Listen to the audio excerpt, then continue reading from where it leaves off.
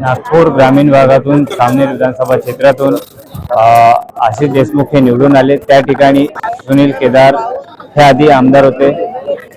एक मोठ्या नेत्यांना पराभूत करून आशिष देशमुख हे निवडून आलेले आहे।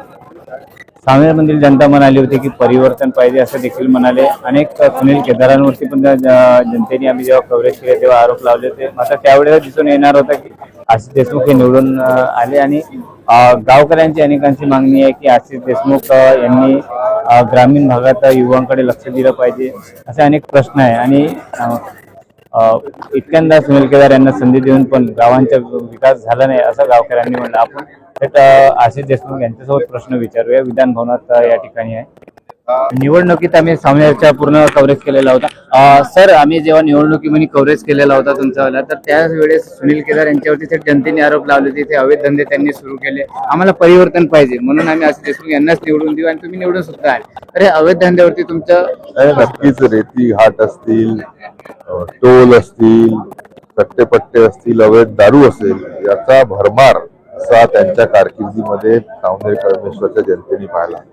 आज राज्याचे मुख्यमंत्री सन्मान्य देवेंद्रजी झाले, गृहमंत्रीपद ही देखील त्यांच्याकडे नक्कीच राहील अशी अपेक्षा आहे। आणि नक्कीच अशा गैरकृत्य करणारा, गैरमार्गाने व्यवहार करणारे, गैरव्यवसाय करणारे, अवैध व्यवसाय करणाऱ्यांना चाप आम्ही नक्कीच दिल्याशिवाय राहणार नाही।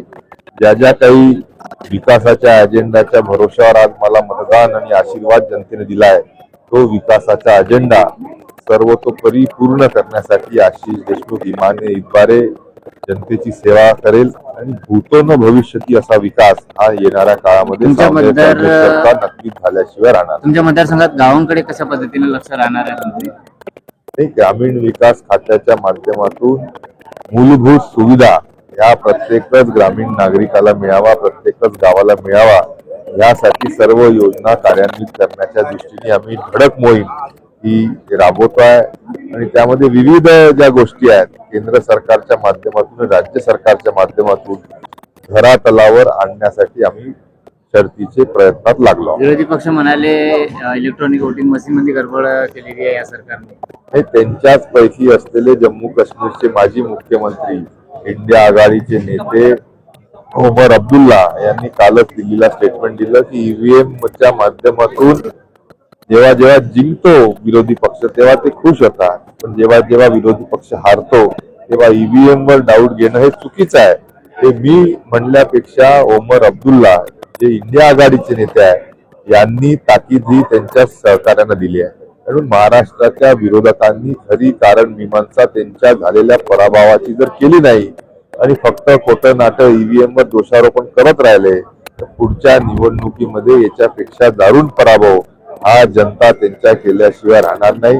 आज जनतेने दिलेला कौल हा ते अमान्य करून जनतेचा अपमान करतात, म्हणून जनता देखील त्यांना येणाऱ्या पुढच्या निवडणुकीमध्ये आपली जागा नक्कीच दाखवेल। शेवटचा प्रश्न, भारत हा हिंदू राष्ट्र झाला पाहिजे? नाही बघा, या भारताच्या संविधानाच्या नुसार प्रत्येकच जाती धर्म समुदायाच्या लोकांना एकसारखं इथे राहण्याचं, जगण्याचं, कार्य करण्याचे मुभा आहे। आणि म्हणून या सर्व संदर्भामध्ये संविधानामध्ये जे लिहिलं आहे तेच आम्ही मानतो।